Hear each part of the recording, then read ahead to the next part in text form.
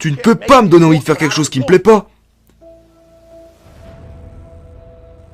Vous ne pouvez pas accrocher quelque chose devant mon visage comme ça, j'en veux pas. Et beaucoup d'entre vous prennent toutes ces choses parce que vous ne faites pas ce que vous voulez. Et donc, si je peux faire une chose pour vous, lorsque vous quitterez cette pièce, j'ai pas besoin de vous, mais vous devez quitter cette pièce en sachant ce que vous voulez. Que veux-tu dans ton mariage? Qu'est-ce que tu veux? Quelle relation veux-tu avec ton fils et ta fille? Quelle santé veux-tu? Que veux-tu financièrement comme? Combien d'argent veux-tu faire par an? Quelle voiture veux-tu conduire? Comment veux-tu vivre? Arrêtez de vous réveiller comme si c'était un accident. Que voulez-vous? Et puis une fois que vous avez trouvé ce que vous voulez, passez naturellement le reste de votre vie à vous lever et à courir après. La raison pour laquelle je parle avec autant de passion... Eric Thomas, pourquoi tu parles avec autant d'autorité? Parce que je suis en train de parler de ma vie, pas quelque chose que j'ai lu. J'ai mangé dans les poubelles. Je n'avais aucune affaire, je mangeais dans les poubelles, j'ai vécu dans des bâtiments abandonnés. Je n'avais aucune activité dans ces bâtiments abandonnés. Mais Eric Thomas, ton père t'a abandonné. Ta mère était une adolescente. T'as grandi comme ça. Allez, Eric, regarde. Il n'y a aucune excuse. Il n'y a aucune excuse pour pas vivre à son plein potentiel. Aucune excuse. Je te l'ai dit, je n'ai pas eu un nouveau père. Je n'ai pas eu une nouvelle mère. Qu'est-ce qui a changé? J'ai changé. Et j'ai arrêté d'être une victime. J'ai arrêté de dire que je devais attendre pour que de bonnes choses arrivent à moi.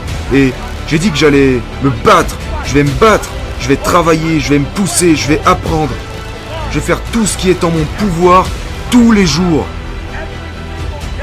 Je vais faire tout ce qui est en mon pouvoir pour devenir un vainqueur et pas une victime. Permettez-moi maintenant de dire ceci avant d'aller plus loin. Et je ne peux pas l'expliquer, mais vous ferez mieux de m'écouter. Les gagnants gagnent et les perdants perdent.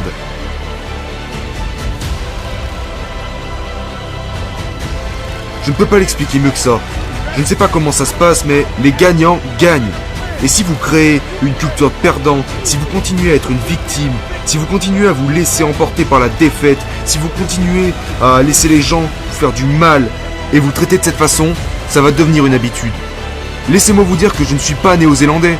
Allez, écoutez-moi très attentivement. Je ne suis pas néo-zélandais, mais je sais que... Laissez-moi le dire de cette façon afin que je puisse vous aider. Je connais une équipe. Je n'ai jamais vu les All Blacks jouer un jour de ma vie. Je ne suis jamais allé au stade. Où est le stade? Aidez-moi, où est le stade? Ok, je vais... Tu vois où je veux en venir? Je ne suis jamais allé au stade. Tu es comme, Eric, le stade, c'est là-bas, Eric. Ce n'est pas le stade est comme ça. Je n'y suis jamais allé un jour de ma vie. Et si tu regardes certaines de mes vidéos, il y a les All Blacks dans mes vidéos. Pourquoi? Parce que, qui sont-ils? Ce sont des gagnants. Et quand tu es un gagnant, tu ne restes pas dans ta propre petite ville. Quand tu es un gagnant, la victoire se propage. Alors tout le monde, j'ai des vidéos où je suis... Vous tous. Je ne sais pas vraiment comment vous montrer ma passion. Quelqu'un a dit... Tu es avec les All Blacks. Je suis comme... Ouais, je suis avec les All Blacks.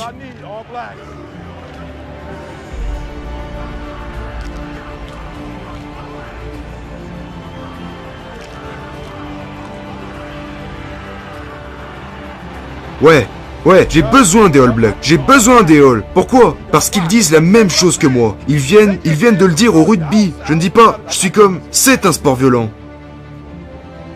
Leur passion est partout là-bas. Pourquoi? Parce que les gagnants gagnent. Je ne peux pas vous l'expliquer, mais vous feriez mieux d'arrêter de vous donner des excuses et de trouver un moyen de gagner. Parce que une fois que vous commencez à gagner, vous passez de 1500 à 3000 $, de 5000 à 7000 $. Tu te souviens quand tu passais de 7 à 10 $? Rien n'a changé. Nous sommes toujours au sol, nous n'avons pas de bâtiment. Nous utilisons toujours le garage pour tous nos produits. Nous n'avons pas de carte de visite. Nous n'avons pas de plan quinquennal, ni de plan triennal. Comment faites-vous alors, Eric? Nous nous levons et nous travaillons. Les gagnants gagnent. Je me concentre plus sur la victoire que sur la structure. Je me concentre sur la victoire. Et quand tu deviens un gagnant, ils commencent à vous voir avec les gagnants.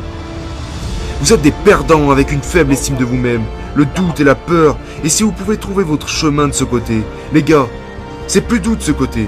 Vous savez ce qu'il y a de si drôle? Nous voulons que les gens nous donnent des garanties. Mais nous ne sommes même pas disposés à faire des garanties. Maintenant, pour de vrai, je vais le répéter. Comme si quelqu'un vous avait donné une garantie de 30 jours. Dans 30 jours, si vous ne faites pas ce qu'ils vous ont dit, vous allez le faire. Dans ces 30 jours, vous avez cette attitude de... Vous voulez récupérer votre argent. Mais vous n'avez jamais réclamé votre argent. Vous ne vous êtes jamais regardé dans le miroir et dit que vous vous laissez tomber? Jusqu'à ce que vous arrivez à ce point, vous êtes laissé tomber. Vous n'êtes pas assez courageux. Et vous voulez le rejeter sur quelqu'un d'autre? La raison pour laquelle je ne réussis pas, c'est à cause de mon patron. Vous êtes déjà regardé dans le miroir et dit « Je ne me lève pas à l'heure, je me suis rendu au travail en retard. Je ne suis pas à 120% quand je travaille. Je me laisse tomber. Et quand vous arrivez au point où vous pouvez dire que vous vous laissez tomber, je m'en fous.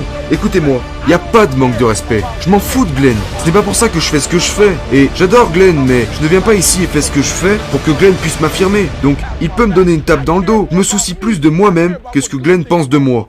J'ai des normes. J'ai des valeurs. Je me fous de savoir combien vous me payez. Si je parle à une école primaire pour 300$, c'est que j'ai choisi de le faire pour 300$. Si j'ai choisi de parler gratuitement dans une prison, et je ne vais pas y aller en donnant à ces prisonniers moins que ce que je reçois en échange, même si quelqu'un me paye 100 000$. Pourquoi? Parce que j'ai assez de valeur pour me dire, donne-toi à 120% ou ne le fais pas du tout. Et c'est le problème avec certains d'entre vous. Vous voulez toujours blâmer les autres, vous voulez toujours tenir les autres comme responsables, mais vous ne tenez pas à être sincère avec vous-même. Vous venez de dire que vous vous donnez à 50%. Vous vous devez une explication. Vous vous devez une explication. Vous avez besoin de vous regarder dans le miroir et de dire « Pourquoi est-ce que je me donne seulement à 50%? Qu'est-ce qui cloche chez moi ?» Vous devez vous auto-punir. Vous devez vous dire « Plus de télé, plus de snacks, plus de dessert, pas plus, non. Travaillez maintenant. Fini l'alcool. Plus maintenant, ok? Non, je peux pas m'occuper de ça maintenant. » Vous devez vous dire que vous vous devez quelque chose. Vous continuez d'aller au centre commercial. Avec le reçu, s'il vous plaît. Voici ce que vous avez dit. Glenn, vous n'avez pas fait ce que vous deviez faire. Eh bien là, vous n'avez pas fait ce que vous étiez censé faire. Alors, comment vais-je faire ce que je suis censé faire pour vous? Lorsque vous quitterez cette pièce, je ne suis pas venu ici pour faire des excuses. Donc, ce que mon père n'était pas dans ma vie, la vérité de cette affaire, c'est qu'il n'est jamais venu dans ma vie. Alors quoi? Je reste en attente pour le reste de ma vie? Pour espérer le revoir? Il ne viendra pas. Je vis en Amérique. Je suis un homme afro-américain. Il ne vous traite pas de la même façon. C'est ce que l'on appelle le racisme. Je ne vais pas en pleurer. Ce racisme sera probablement présent jusqu'au jour de ma mort, mais je ne vais certainement pas en pleurer. Je vais toujours être millionnaire. Je serai toujours l'un des meilleurs conférenciers motivateurs du monde. Non, je n'ai pas grandi de ce côté de la vie. Non, ma maman n'a pas de réseau. Non, je ne connais pas beaucoup de monde. Non, je ne suis pas dans un club de country. Non, je ne joue pas au golf et je ne prévois pas d'y jouer non plus. Mais je vais toujours réussir. Je vais encore atteindre les sommets. Pourquoi? Parce que je me le dois. Et personne ne peut m'arrêter sauf moi. Et vous devez vous débarrasser de vos excuses. Et vous devez cesser de pointer du doigt les gens. Et vous devez commencer à vous pointer du doigt vous-même. Qu'est-ce que vous n'avez pas fait? Posez-vous la question.